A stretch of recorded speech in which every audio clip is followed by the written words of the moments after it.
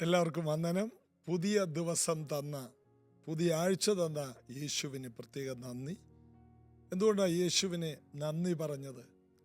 ഓരോ ദിവസവും, ഓരോ ആഴ്ചയും, ഓരോ മാസവും, ഓരോ വർഷവും ദൈവമുണ്ടാക്കുന്നതാണ്. അതുകൊണ്ടാണ് ഇത് ദൈവം ഉണ്ടാക്കിയ ദിവസം, ഇന്ന് നാം സന്തോഷിച്ച് ആനന്ദിക്കുക. എല്ലാ ദിവസവും ദൈവം ഉണ്ടാക്കിയതാണ്. ചില പുരാണങ്ങളിൽ ചൊവ്വാഴ്ചയും വെള്ളിയാഴ്ചയും മോശമായ ദിവസമെന്ന് പറയും. മോശമായ ഒരു ദിവസമില്ല. രാത്രി മോശമല്ല, അർദ്ധരാത്രി മോശമല്ല, എല്ലാ സമയവും നല്ലതാണ്. അർദ്ധരാത്രിയിലാണ് അപ്പോസ്തലന്മാർ പ്രാർത്ഥിച്ചപ്പോൾ വാതിലുകളെല്ലാം തുറന്നു പോയത്. അപ്പോസ്തലന്മാരുടെ ആരാധനയിൽ എല്ലാ ചങ്ങലകളും അഴിഞ്ഞു വീണു. അപ്പോൾ അർദ്ധരാത്രി നല്ലതാണ്. പ്രഭാതയാമത്തിലാണ് യേശു കടലിൻ്റെ മീതെ നടന്നത്. അപ്പോൾ ഒരു ദിവസത്തിൻ്റെ എല്ലാ സമയവും നല്ലതാണ്. ഓരോ സമയത്തിനും മൂല്യമുണ്ട്. കാരണം ഓരോ ദിവസവും നാം ദൈവത്തിൻ്റെ കയ്യിൽ കൊടുത്താൽ അതിൻ്റെ ഒരു നല്ല ഭാഗം കർത്താവിൻ്റെ സന്നിധിയിൽ ഇരുന്ന് കഴിയുമ്പോൾ, ആദ്യ ഭാഗം വിശുദ്ധമെങ്കിൽ പിണ്ടവും അതുപോലെ തന്നെ എന്ന് വായിക്കുന്നു. നമ്മൾ തുടങ്ങുമ്പോൾ ആദ്യ ഭാഗം പ്രാർത്ഥനയും സ്തുതിയും സ്തോത്രവുമാണെങ്കിൽ ബാക്കിയും അനുഗ്രഹമായിരിക്കും. അതുകൊണ്ട് ഒരു ദിവസത്തെയും നമ്മൾ വിമർശിക്കരുത്, ഒരു ദിവസത്തെയും തരം താഴ്ത്തി കാണിക്കരുത്. എല്ലാ ദിവസവും നമുക്ക് ഉയരാനുള്ള ദൈവം ഉണ്ടാക്കിയ അവസരങ്ങളാണ്. ചിലത് വളരെ സ്ലോ ആയിരിക്കും, ചിലത് ഫാസ്റ്റ് ആയിരിക്കും. ഉദാഹരണത്തിന് ആമയും മുയലും. ആമയും മുയലും തമ്മിലുള്ള മത്സരത്തെക്കുറിച്ച് എന്നും വർഷങ്ങളായിട്ട് ഒരു കഥ നിലനിൽക്കുന്നുണ്ട്. ആമയും മുയലും ഒരു മത്സരത്തിന് ഇറങ്ങി. ആമ ജയിച്ചു. എന്താണ് അതിൻ്റെ കാരണം? മുയല് വർഷങ്ങൾ ജീവിച്ചിരിക്കുന്ന ജീവിയല്ല. ആമ 300-ലധികം വർഷം ജീവിച്ചിരിക്കുന്ന ജീവിയാണ്. മുയൽ കൂടി വന്ന 1, 2, 3 വർഷം. ആമയോ 300-ലധികം വർഷം. ലോകത്തിലെ ഏറ്റവും ആയുസ്സുള്ള ജീവി ആമയാ. ഒന്ന് ആലോചിച്ച് നോക്കി.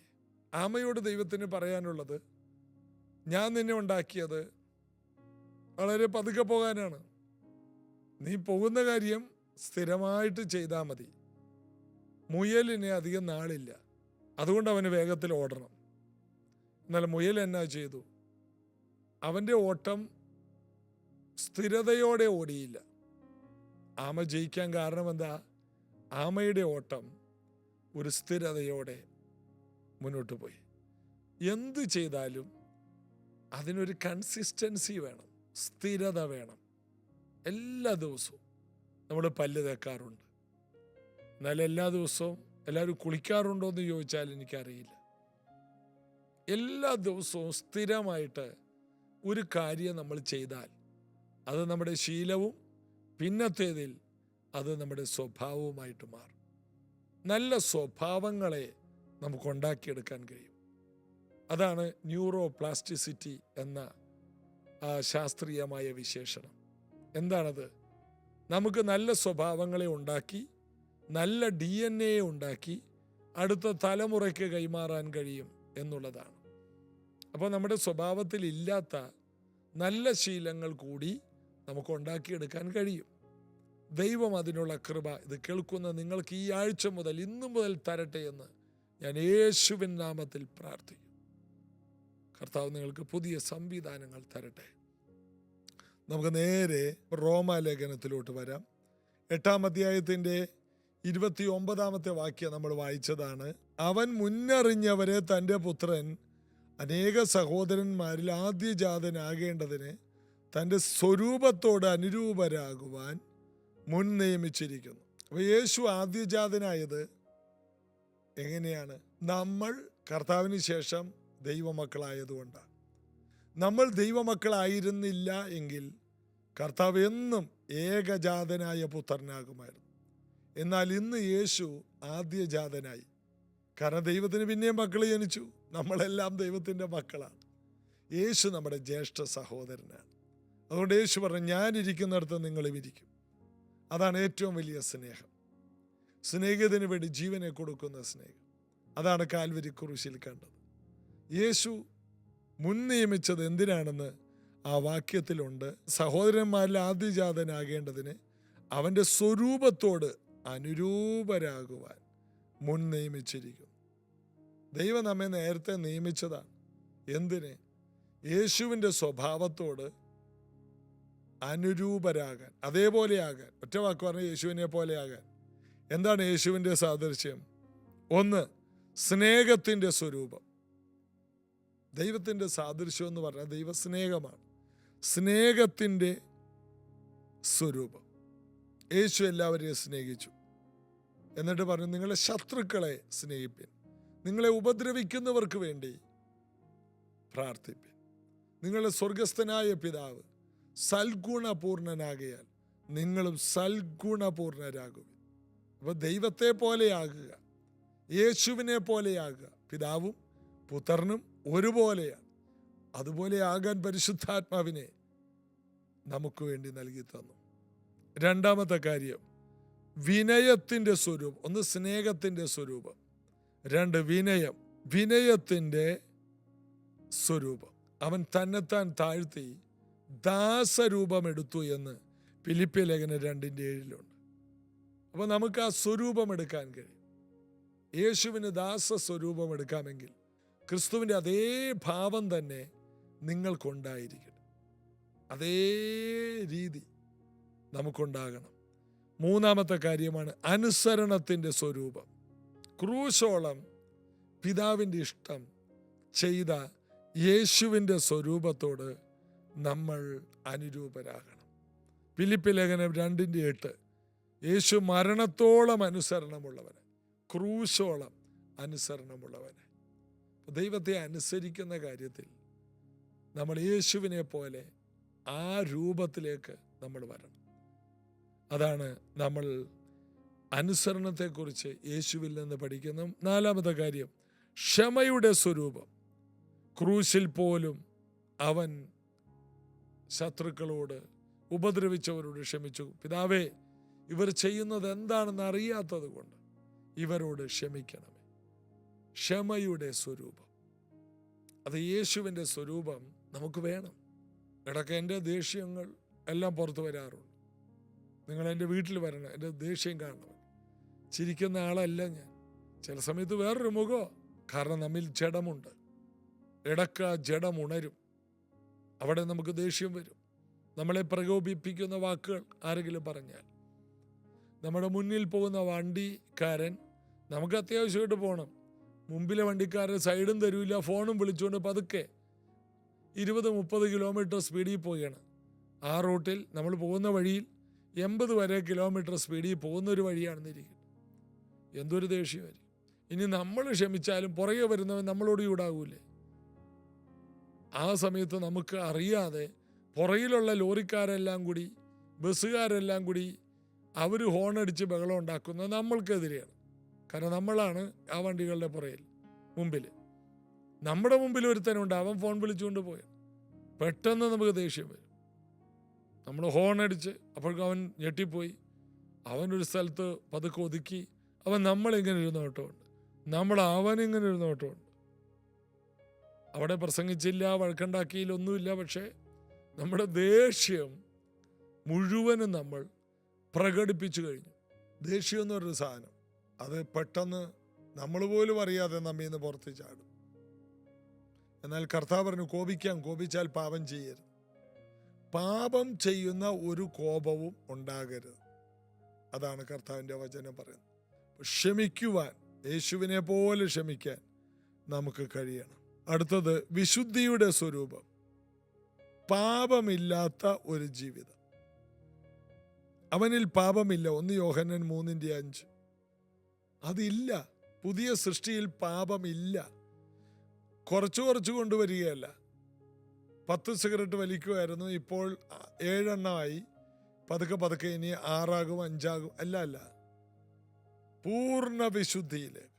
ഞാൻ വിശുദ്ധനായിരിക്കുന്ന പോലെ നിങ്ങളും വിശുദ്ധരായിരിക്കും. വിശുദ്ധിയുടെ സ്വരൂപം. നമ്മളതിനുവേണ്ടി ശ്രമിക്കുകയല്ല, നമ്മളങ്ങനെ ജനിച്ചിരിക്കും. നമുക്ക് പാപം ചെയ്യാൻ കഴിയില്ല എന്ന് നാം അറിയുമ്പോൾ നമുക്കത് ചെയ്യാൻ കഴിയും. അടുത്തതാണ് കരുണയുടെ സ്വരൂപം. വിശപ്പുള്ളവർക്ക് അവൻ ഭക്ഷണം കൊടുത്തു, രോഗികളെ അവൻ സൗഖ്യമാക്കി. അവന് കരുണയുണ്ടായിരുന്നു. കരുണയുടെ, മനസ്സലിവിൻ്റെ സ്വരൂപം. പുരുഷാരത്തെ കണ്ടപ്പോൾ ഇടയനില്ലാത്ത ആടുകളെ പോലെ കണ്ട് മനസ്സലിഞ്ഞു. ഒരു കുഷ്ഠരോഗിയോട് മനസ്സലിഞ്ഞു, എനിക്ക് മനസ്സുണ്ട്, ശുദ്ധമാകും. മനസ്സലിവിൻ്റെ സ്വരൂപം ഈ സമൂഹത്തിൽ നമ്മിൽ നിന്ന് വരേണ്ടത്. നമ്മുടെ മനസ്സലിവും നമ്മുടെ കരുണയും എല്ലാം കാണുമ്പോൾ മറ്റുള്ളവർ പറയണം, യേശുവിനെ പോലെ തന്നെയാണ്, ഞാൻ ബൈബിളിൽ വായിച്ച അതേ യേശുവാണ് ഈ മനുഷ്യൻ എന്ന് പറയത്തക്ക രീതിയിൽ നമ്മിൽ മാറ്റങ്ങൾ വരണമെന്ന് ദൈവവചനം പറയുന്നു. അടുത്തത് നമ്മുടെ സ്വരൂപം, പ്രാർത്ഥനയുടെ സ്വരൂപം. മർക്കോസ് 1:35. അവൻ ഏകാന്ത സ്ഥലത്ത് ചെന്ന് പ്രാർത്ഥിച്ചു. യേശു എല്ലായ്പ്പോഴും പിതാവിനോട് ഉള്ള ബന്ധത്തിൽ ജീവിച്ചു. യേശു ഏകാന്ത സ്ഥലത്ത് പോയി പ്രാർത്ഥിച്ചു. എന്താ പ്രാർത്ഥിച്ചു? പിതാവിനോട് ചേർന്നിരിക്കുക, അതാണ് പ്രാർത്ഥന. കുറേ വിഷയമുണ്ടായാൽ മാത്രമല്ല പ്രാർത്ഥന. ഇപ്പോൾ എനിക്ക് വിഷയങ്ങളൊന്നുമില്ല, എല്ലാത്തിനും മറുപടിയായി എന്ന് പറഞ്ഞ് നിർത്തുന്നതല്ല പ്രാർത്ഥന. അതൊരു ബന്ധമാണ്. ഹാനോക്ക് 300 വർഷം, ഒരു മകൻ ജനിച്ച ശേഷം 65-ാമത്തെ വയസ്സിൽ മെതുശലഹ് ജനിച്ച ശേഷം ദൈവത്തിൻ്റെ കൂടെ നടന്നു. മറുപടി കിട്ടിയ ശേഷം ദൈവത്തിൻ്റെ കൂടെ നടന്നവൻ 300 വർഷം നടന്നു. മറുപടി കിട്ടിയവനോ 3 ദിവസം പോലും ദൈവത്തിൻ്റെ കൂടെ നടക്കുന്നില്ല. മറുപടി കിട്ടാത്തവർ നടക്കുന്നില്ല. ഇതാ മറുപടി കിട്ടിയവൻ 65-ാമത്തെ വയസ്സിൽ ഒരു കുഞ്ഞ് ജനിച്ചപ്പോൾ അവൻ ദൈവത്തിൻ്റെ കൂടെ നടന്നു. അതാണ് ദൈവത്തിൻ്റെ സാദൃശ്യം, പ്രാർത്ഥന.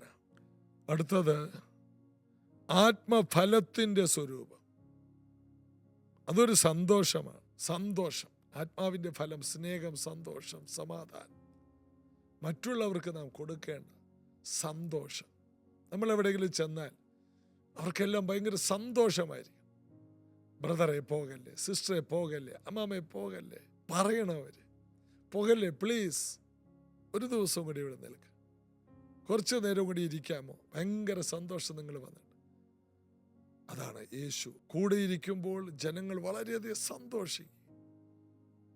കർത്താവിൻ്റെ കൂടെ ഇരിക്കുമ്പോൾ ആ ഒരു വികാരമാണ് ജനങ്ങളിൽ വരേണ്ടത്. സന്തോഷത്തിൻ്റെ സ്വരൂപമാണ് കർത്താവിൽ ആശ്രയം. ആ സ്വരൂപത്തോട് നാം അനുരൂപരാകേണ്ടത്. നമുക്ക് വേണ്ടി ക്രൂശിൽ മരിച്ചു, നമുക്ക് വേണ്ടി ജീവനെ തന്നു. ആ ജീവനുള്ളവരായി ജീവിപ്പാൻ യേശുവിന് നമ്മെ കൊടുക്കാം. കർത്താവെ, അങ്ങയുടെ വചനപ്രകാരമുള്ള ആ സ്വർഗീയ ജീവൻ, ആ സ്വരൂപത്തിൻ്റെ ജീവൻ ഞങ്ങളിൽ വന്നിട്ട് ഞങ്ങൾ അനേകർക്കൊരാശ്വാസമാകാൻ, തണുപ്പുള്ളവരാകാൻ, ആ സ്വരൂപത്തിൽ ജീവിപ്പാൻ സമർപ്പിക്കും യേശുവിൻ നാമത്തിൽ. ആമേൻ. യേശുവിൻ്റെ കരം നിങ്ങളോട് കൂടി ഇരിക്കട്ടെ. നാളെ ഇതേ സമയത്ത് ഒരുമിച്ച് കൂടാൻ ദൈവം കൃപ തരും. God bless you.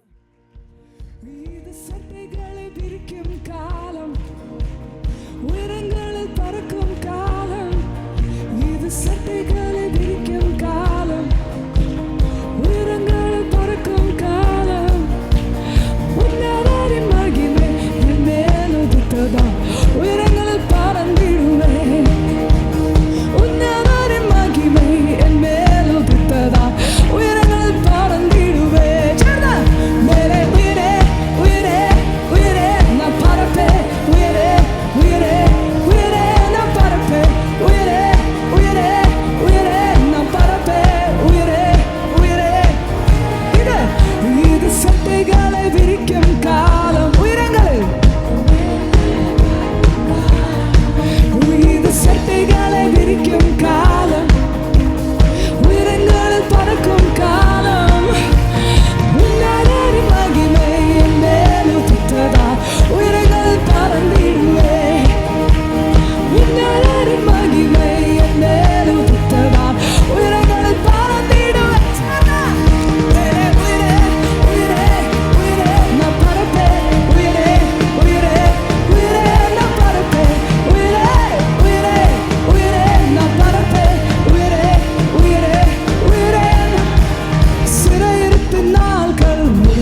விட்டது. நான் சிறுமைப்பட்ட நாட்கள் முடிந்து போனது. சிறையிருப்பின் நாட்கள் முடிந்து விட்டது. நான் சிறுமைப்பட்ட நாட்கள் முடிந்து